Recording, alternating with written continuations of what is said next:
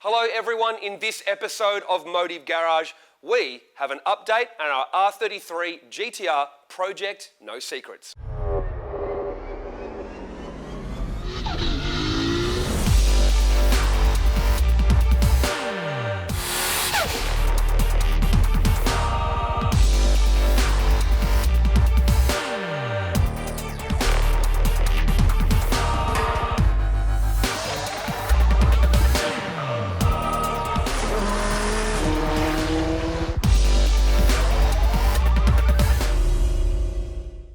Now, it's been a long time since our last update, and a lot of people have been asking why. Well, it's simple: time and money.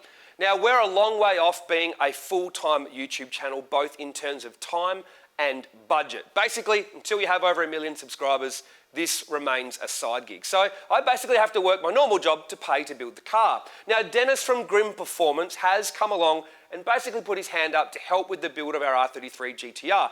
But he has a business to run as well, just like us. So essentially the deal we have with Dennis is he does some of the work as sponsorship on a Saturday, and we pay him to do some of the work during regular work hours. Basically, this enables the project to slowly keep ticking over and not come to a halt, but at the same time doesn't destroy either of our budgets or our schedules. So let's head out to Grim Performance to see what Dennis has been up to, getting a lot of work done under the skin on our R33 GT-R.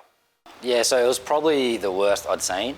Like the floor, the sills, everything. It was just, everything was a mess. It had that many different cages put in it and people work on it that kind of would have been nicer to start with just a different shell. Like there's so much stuff that even I didn't pick up until we got more into it, like floor separating from sills and just how like corrugated it was from having so many different cages in it and the floor being pushed and pulled and separated. It was, the more we got into it, the worse it kind of got. It's just another challenge to get past, I suppose. It's all repairable in the end, but it was, I won't say some shoddy work, but it was just interesting the way they'd done things, and I suppose it's different to how I would have done them. So I think 10 years ago, it probably would have gone to the scrapyard because it's that, it's that bad. The fact that it has history in Japan, it's got history in Australia as well, it's kind of worth fixing because then you can say it is that car. Like you could have got a clean shell and just made a replica, but then it always would have been a replica, whereas this will be the top secret car, even if it's not being recognised as it still is. Well, I think the main thing is to try and make everything stronger, because it's got the cage going in, it's got a lot more horsepower. So to put it back to OEM and then try and build on top of that, it's kind of easier just to go, well, this is the base we have, let's just strengthen up what we've got and make it work, which is, I suppose, what we're trying to do. So it's easy to cut some things out and replace it completely and versus repair some things. If you try to go OEM, it would have been new floors, new sills, new firewall, new boot floor, new front inner guards, new rad support. You would have just been buying a whole heap of parts and building a car from scratch. So with the cage, once we sort of got it all sitting in there and we realised how many holes and bits of the floor were falling apart, and we had a look at the plates that AGI kindly made for us and that, we ended up using the ones inside the car for it to bolt to because they actually had a good template to go around some of the flooring. The only thing was that they didn't quite go long enough or wide enough, so we end up making some boxes to tie the side sill actually into the floor pan of the car, which then ties the AGI plate in again. And then underneath, we actually then made new 5mm plates that went right and tucked into the sill, because on the driver's and the passenger side, the sill had pulled away from the floor by about 5mm. So there was actually like an air gap that we could see in there. So now we've made plates that actually section right up into the sill. But before we did that, we actually had to repair the sills, and they were up by about 35mm, which is kind of the point where you could cut them off and buy new sills for it. Didn't really have the time to wait. I had a panel beater lined up to do it, but he then got delayed and delayed and delayed. So I figured I'd have a crack at it myself, learn something new. But yeah, they actually came out better than we thought. We got them back down to level. Still needs a little bit of panel work to get them smooth, like on the curve and that, but I'm pretty happy that they're straight again. So then we weld the plates in and we tied all the floor back together. Safely say we're a lot stronger than OEM. Obviously you've got the cage in there, but not only is the cage tied to the floor, but it's tied to the sills. So everything's working together, and You know, I suppose the biggest concern would have been, without doing all this, that if you had a good hit or someone shunted you, or heaven forbid, like you rolled it, that the cage would just push to the floor, because there was not much floor to hold on to. So now that we've tied it all in, it's loads stronger.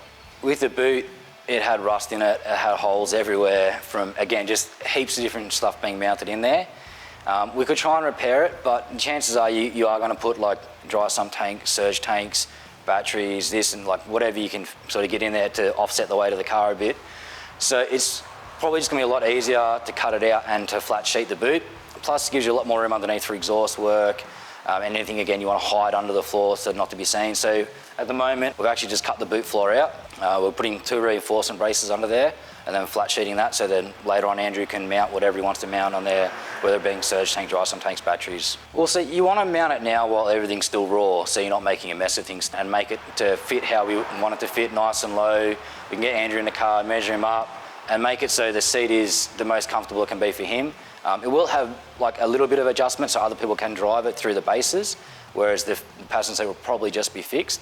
But now while we've got everything bare and the floors out, we can actually tie it, again, the whole way across, into the sills, into the tunnel, make it strong. So again, if he ever has a stack, you know, the seat's not going anywhere. The way the pedal box was put in originally wasn't heap sturdy, but instead of, you know, because we're trying to minimise, obviously, not do the least amount possible, just minimise how much this is all costing, because it's every time we work in the car, there's more and more things we're finding.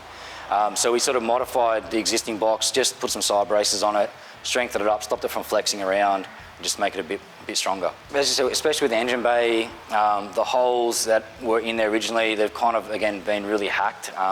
Instead of just making like a nice hole saw hole and putting a reinforcement in there, they've kind of just gouged it out. So now we're going to try and fix that up so it fits nicely around all the hypertune piping that's been done. Again, just put a bit of strength back into the front of it and make it neat and tidy so it can go get painted. And then when it comes back, we can start actually doing like the fun stuff, which is fabbing in the engine bay and some nice alley work. The work we're doing now is kind of real nitty gritty. It's getting covered up. It's kind of shitty work. You're getting covered in crap all the time. Body deadener flying all over when you're cleaning everything up. It's very time consuming. You spend probably just as much time cleaning up old paint and grime and everything off the car to then repair a section as you do repairing it.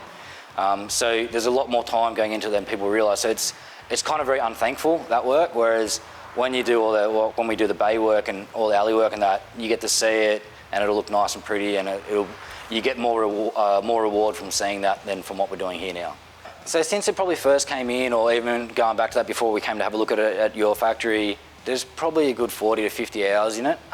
So much monotonous time in, just like I said, like cleaning stuff and prepping it. Sometimes you've got to spend a couple of hours cleaning something to then make templates to then see what's going to work and what's not going to work and how it's going to work the best. So yeah, there'd be a good 40 to 50 hours of messing around in it so far, which nobody will ever see, essentially, which is the hard part.